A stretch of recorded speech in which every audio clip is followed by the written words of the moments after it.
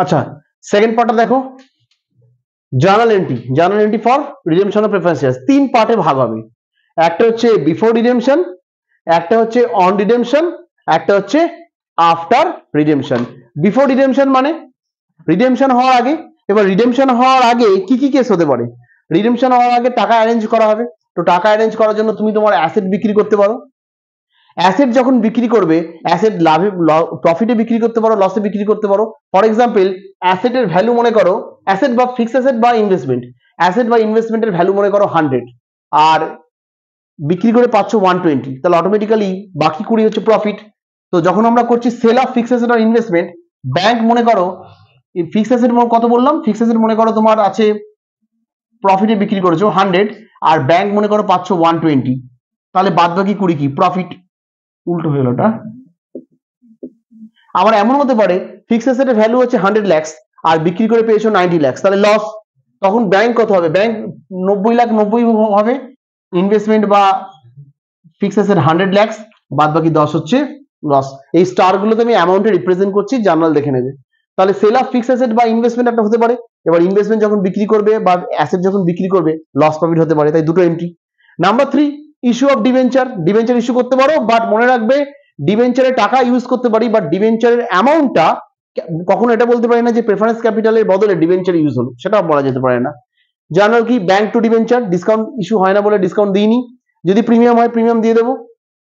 তারপর issue of equity আর preferences, এটা তো মাস্ট হবে, এতগুলো জার্নাল থেকে ভয় পাওয়ার কিছু নেই। আমাদের মেইনলি এখান থেকে 1 আর 3 আসবে, আর বেসিক্যালি অন রিডেমশন 4টে আসবে। তো ইস্যু অফ ইকুইটি শেয়ার আর প্রেফারেন্স শেয়ারস এই জার্নাল বহুবার করেছি। Bank to equity share capital at par, bank to preference shares capital at পারে হলে, আর যদি অ্যাট প্রিমিয়াম হয় তাহলে ব্যাংক অ্যাকাউন্ট ডেবিট, ইকুইটি হলে ইকুইটি, প্রেফারেন্স হলে preference, to share premium as usual যেমন হবে তেমন। আর বলছে last, for conversion of partly paid up rare case, যে যেখানে তোমার পার্টলি পেড আপ ইকুইটি শেয়ারকে fully paid up, partly paid up preference শেয়ারসকে ফুললি পেড আপ প্রেফারেন্স শেয়ারসে কনভার্ট করে তারপর রিডেমশনে যেতে হবে। ইন দ্যাট কেস আমরা করব কি, প্রেফারেন্সেস কল অ্যাকাউন্ট ডেবিট, এটা কি লিখেছি to dot dot dot percentage, মানে প্রত্যেকটা preferences capital certain percentage carry করে ডিভিডেন্ডে, 10%, 12%, 11%। কোশ্চেন পেপারে যে পার্সেন্টেজ থাকবে সেটা আমরা এখানে লিখে দেবো। সে ফর এক্সাম্পল মনে করো 10% প্রেফারেন্সেস ক্যাপিটাল রিডিম হচ্ছে, যেটা পার্ট 1 ভিডিওতে বলেছি, তো 10% প্রেফারেন্সেস ক্যাপিটাল আসবে। যেমন অঙ্কে পার্সেন্টেজ পাল্টাবে, অঙ্কে পাল্টে দেবে। তো জার্নালটা কি, যেমন আমরা শেয়ার ইস্যু অফ শেয়ারে করেছিলাম call to capital, bank to call, কলের বদলে আমরা লিখবো preference shares final call account debit, আর টু ইকুইটি শেয়ার ক্যাপিটালের বদলে রিপ্লেস করে লিখবো টু প্রেফারেন্স শেয়ারস ক্যাপিটাল, একইভাবে bank to preference shares final call. এটা হচ্ছে বিফোর রিডেমশন, রিডেমশনের আগের পার্ট। রিডেমশনে আমাদের 4টে part, very very very very important, VVI, এই 4টে পার্টই আমরা মেইনলি করব। সবার আগে বোঝো প্রিমিয়াম ক্রিয়েট করছি।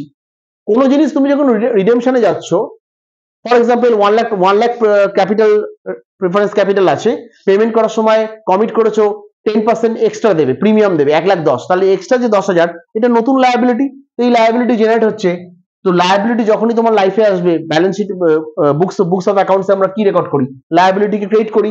Two premium on redemption of preference share, শর্টে লিখলাম প্রপ। তো ডেবিট কি হবে? ডেবিট আমরা করলাম পিএল এন্ড জিআর। এবার এখানে একটা কোশ্চেন আছে, এখানে অ্যাজুম করছি দিস ইজ প্রেসক্রাইব কোম্পানি। কি কোম্পানি? Prescribe company.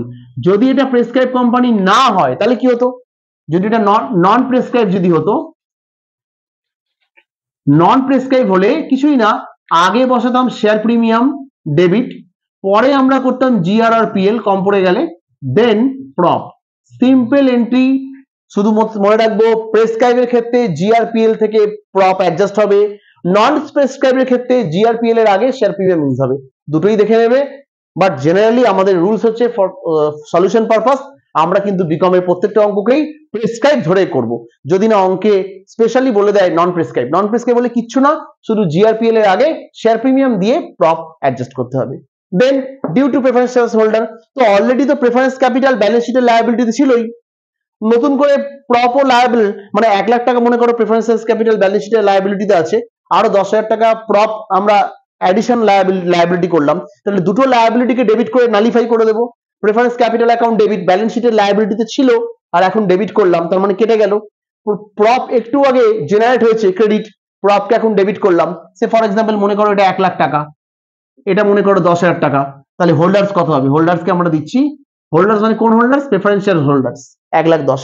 আর এই হোল্ডার্সকে আমরা যখন পেমেন্ট করে দেবো হোল্ডার্স টু ব্যাংক, এটা ওই 1,10,000 অল ফিগার অ্যাজাম্পশন, হ্যাঁ 1,10,000 পেমেন্ট হয়ে গেল।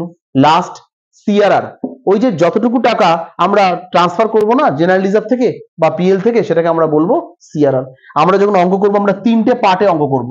একটা পার্ট লিখবো রিডেমশন, একটা পার্ট লিখবো নিউ ইস্যু, তুমি চাইলে লিখতে পারো ফ্রি ইস্যু, ফ্রেশ ইস্যু, আর একটা হচ্ছে রিজার্ভ এন্ড সারপ্লাস।